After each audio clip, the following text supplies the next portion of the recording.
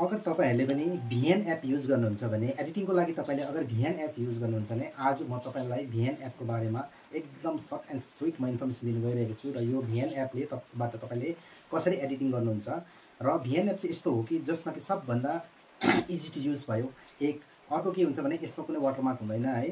Watermark नहुनुको कारणले गर्दा तपाईको एडिटिङमा कुनै त्यसको वाटरमार्कहरु देखिँदैन। त्यसले गर्दा यो एउटा बेस्ट छ यसमा है। यस प्रकारले तपाईले VN एप जब युज गर्नुहुन्छ नि योबाट भिडियो एडिटिङ गर्नुको लागि एकदम सजिलो छ, कुनै अप्ठ्यारो पनि छैन। जो नयाँ हुनुहुन्छ उहाँहरुको लागि पनि एकदमै बेस्ट एन्ड बेस्ट एप हो VN एप है।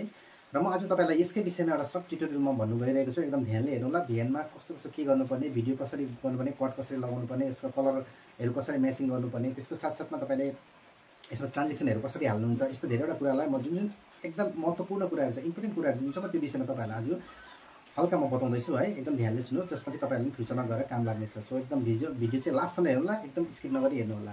Hello friends, this is Yumi official YouTube channel है and welcome to my channel. यदि तपाईले मेरो यो नयाँ च्यानल आज फर्स्ट टाइम हेर्नुहुँदैछ भने चाहिँ प्लिज सब्स्क्राइब गर्नु नभुल्नु होला र त्यसको साथसाथमा लाइक अनि साइडको बेल आइकनलाई पनि दबाउनु नभुल्नु होला, जसमा कि मैले जुन चाहिँ नयाँ भिडियोहरु मेरो अपलोड हुन्छ त्यो भिडियो चाहिँ सबभन्दा फर्स्ट मेरो स्क्रिन रेकर्डिङ लिएर म आएँ तपाईहरुको मार्फत है। म यो साइडमा मेरो स्क्रिन रेकर्डिङ लगाउँदैछु, एकदम ध्यानले हेर्नु होला। लास्ट VN एपलाई ओपन गर्छु। ओपन गरेपछि मेरो भिडियो मैले अलरेडी यहाँनिर भिडियो हालेको छु। जो भिडियो जब हालेको छुइनँ भने चाहिँ के हुन्छ भने तपाईको कस्तो इन्टरफेस खोलिन्छ भने VN एप खोल्दाखेरि सबभन्दा फर्स्टमा तपाईको यो इन्टरफेस खोलिन्छ है। यो प्रोजेक्ट्स भन्ने आउँछ। मुनि यहाँनिर डिफल्ट र इम्पोर्टेन्ट हुन्छ। मुनि लास्टमा हेर्नुहोस् यहाँ मुनिको यो जुन भिडियोहरु आएको छ मेरो यिनीहरु यो भिडियो चाहिँ मेरो अलरेडी मैले एडिटिङ गरिसकेको भिडियोहरु आएको है। र यसको मुनिबाट यहाँ लास्टमा यहाँ प्लसको बटन छ, प्लसको आइकन छ, प्लसको आइकन यसलाई क्लिक गर्नुहोस्। अब यसलाई क्लिक गरेपछि तपाईको नेक्स्ट इन्टरफेस खोलिन्छ। अब यो खोलेपछि तपाईले के गर्नुपर्छ भन्दा डाइरेक्ट यहाँ बीचमा हेर्नुहोस् कैंचीको एउटा साइन आएको छ, त्यसको मुनि न्यू प्रोजेक्ट लेखेको छ, यसलाई क्लिक गर्नुहोस्। यसलाई जस्तो क्लिक गर्नुहुन्छ है तपाईको अब यहाँबाट चाहिँ भिडियो सिलेक्ट गर्नुपर्ने हुन्छ। तपाईले एउटा भिडियो सिलेक्ट गरेर चाहिँ कुन चाहिँ भिडियो तपाईको छ त्यो भिडियोलाई हालेर त्यसको बाद तपाईले एडिटिङ स्टार्ट हुन्छ है। अब यस्तै प्रकारले म तपाईलाई यहाँ सर्ट मेरो भिडियोहरु म हालेर तपाईलाई देखाउँछु। हेर्नुहोस् यो भिडियो र एउटा भिडियो सिलेक्ट गरे र अर्को भिडियो म कुन सिलेक्ट गर्छु भन्दाखेरि हेर्नुहोस् है म दुईटा भिडियो हाल्दैछु जुनमा कि तपाईलाई मैले देखाउनुको लागि दुईटा भिडियो मैले सिलेक्ट गरेँ र मुनि नेक्स्ट छ, नेक्स्ट बटनमा क्लिक गरेँ। क्लिक गरेपछि तपाईको यहाँनिर इन्टरफेस खोलिन्छ। VN मा गएर यो खोलिन्छ। खोलेपछि अब तपाईको एडिटिङ यहाँबाट स्टार्ट हुन्छ है। अब यसको लागि चाहिँ के गर्नुपर्छ भन्दाखेरि सबभन्दा पहिला तपाईले हेर्नुहोस् यो फर्मेटमा सबभन्दा माथि टपमा हेर्नुहोस् यहाँनिर देखाएको छ ओरिजिनल भनेर लेखेको छ, एउटा बटन छ सानो र साइडमा सानो एउटा एरो छ, यसलाई क्लिक गर्नुहोस्। यसलाई क्लिक गरेपछि तपाईको यहाँनिर फ्रेमहरु सिलेक्ट गर्ने आउँछ। फ्रेम मतलब तपाईले युट्युब च्यानल बनाउनु भएको हो कि फेसबुक बनाउनु भएको हो कि या इन्स्टाग्राम केको लागि भिडियो बनाउनु भएछ त्यसको फ्रेम यहाँ सिलेक्ट गर्नुपर्ने हुन्छ। अब जस्तो तपाईले युट्युब च्यानल बनाउनुहुन्छ र लङ भिडियो हाल्नुहुँदैछ भने तपाईको रेशियो कुन चाहिँ हुन्छ भन्दा 16:9 फ्रेम तपाईले सिलेक्ट गर्नुपर्ने हुन्छ लङ भिडियोको लागि, युट्युबको लागि।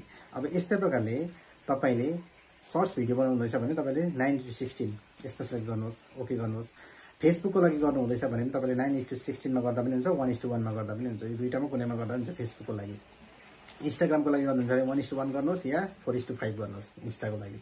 गरेपछि तपाईले ओके गरिदिनुस्। अब म अहिले तपाईलाई बताएको मात्रै अहिले म चाहिँ के गर्दैछु 16:9 चाहिँ युट्युब च्यानलको लागि मैले भन्दैछु है। गरेर यहाँ राइट क्लिक छ, यसलाई राइटलाई क्लिक गरे। क्लिक गरेपछि तपाईको यो इन्टरफेस खोलिन्छ।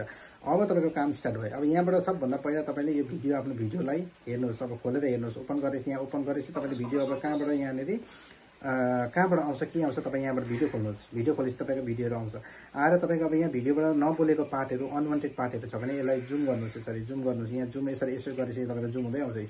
ए जुम भयो। जुम भएपछि के हुन्छ तपाईको यहाँ मुनिको फ्रिक्वेन्सीहरु देख्छ। तपाई जहाँ बोल्नु भएको छ त्यहाँनिर फ्रिक्वेन्सी यसरी यस्तो स्ट्रेटमा एउटा उयो आएको हुन्छ।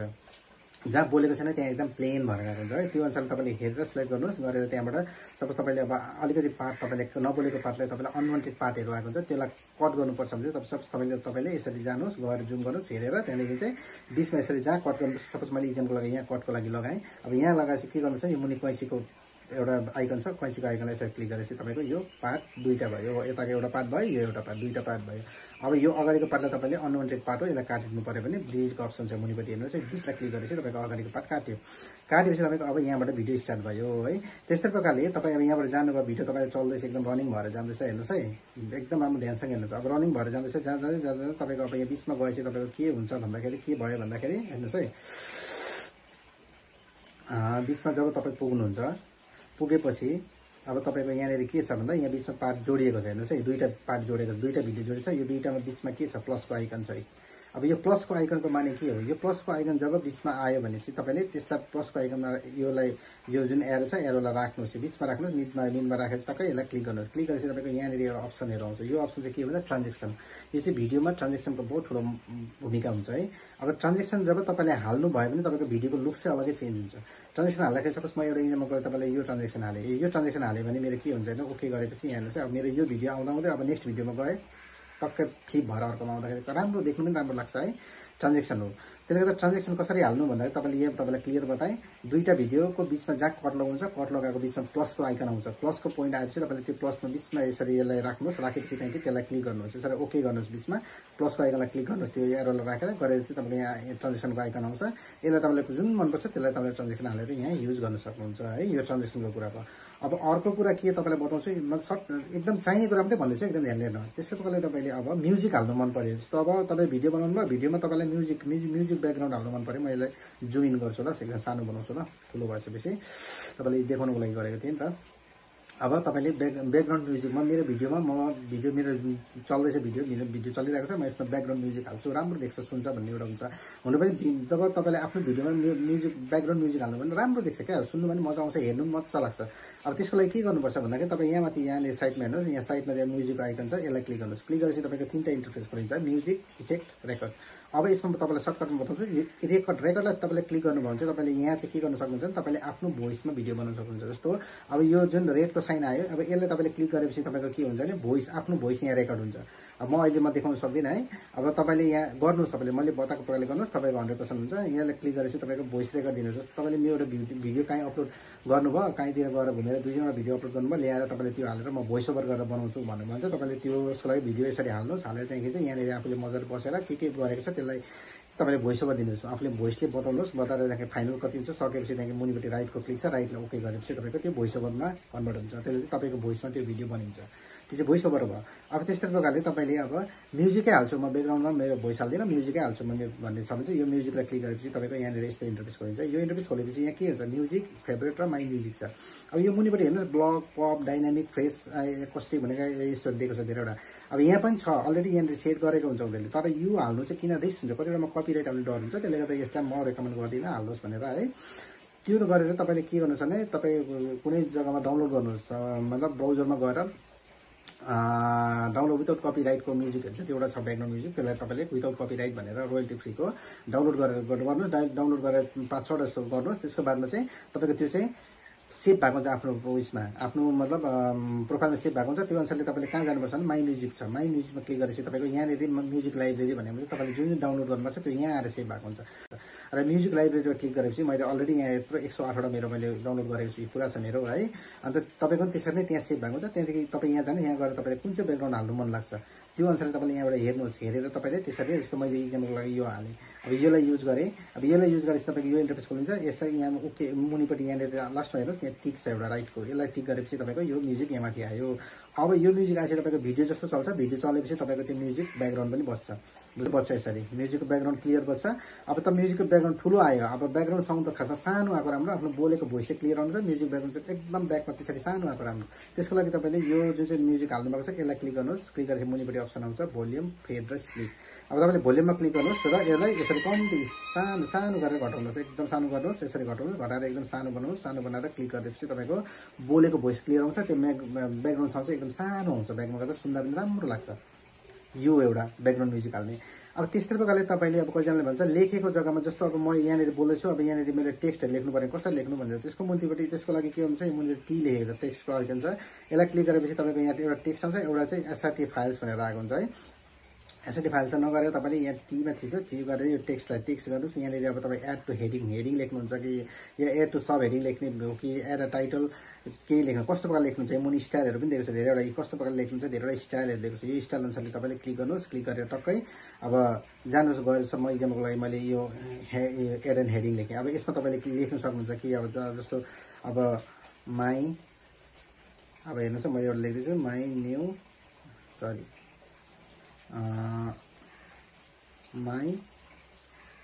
न्यू वाइटी च्यानल।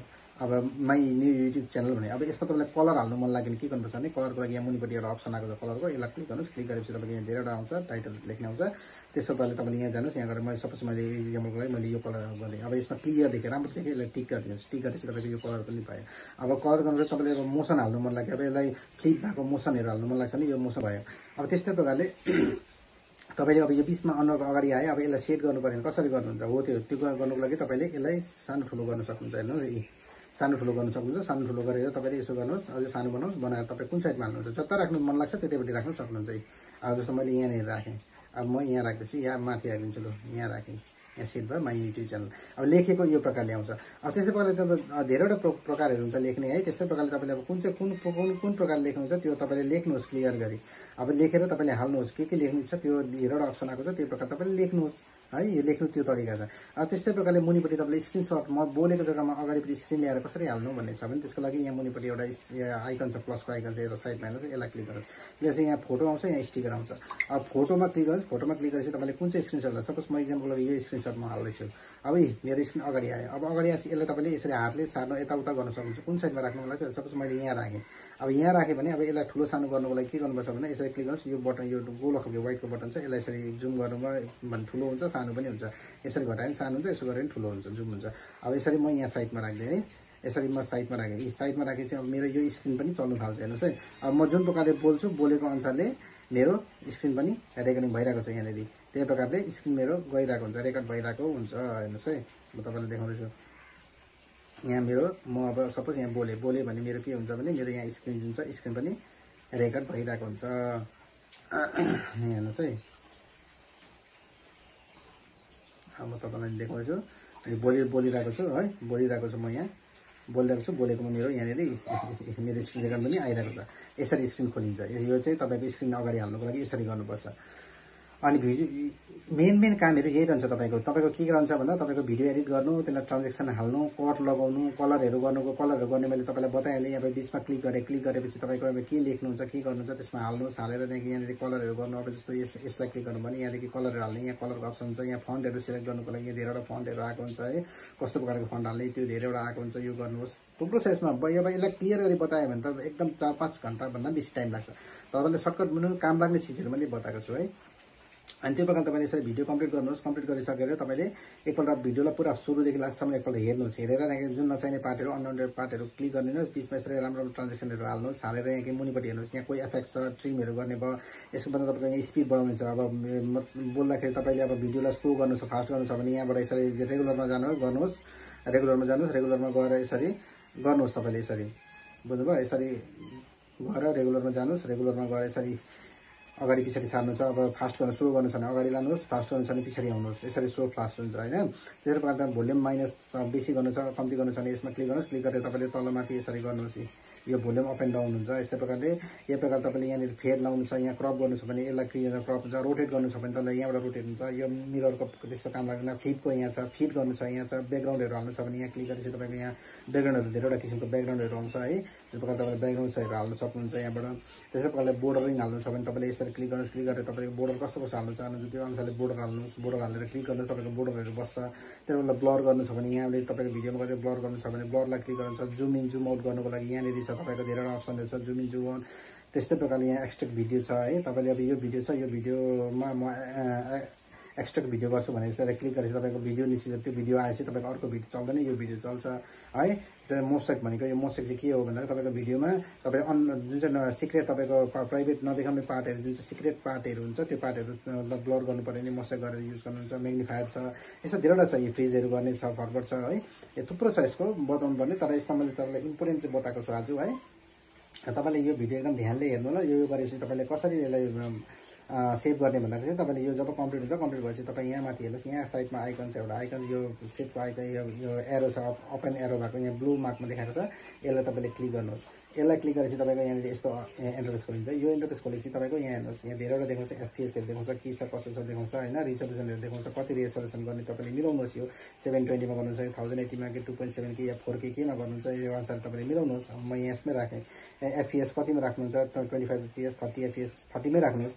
त्यसमा एभरेज बाई कति राख्नुहुन्छ त्यो गर्नुहोस्। त्यहाँदेखि एक्सपोर्ट छ, एक्सपोर्टमा जब क्लिक गर्नुहुन्छ, क्लिक गरेपछि तपाईँको यहाँनिर भिडियो तपाईँको यो एक्सपोर्ट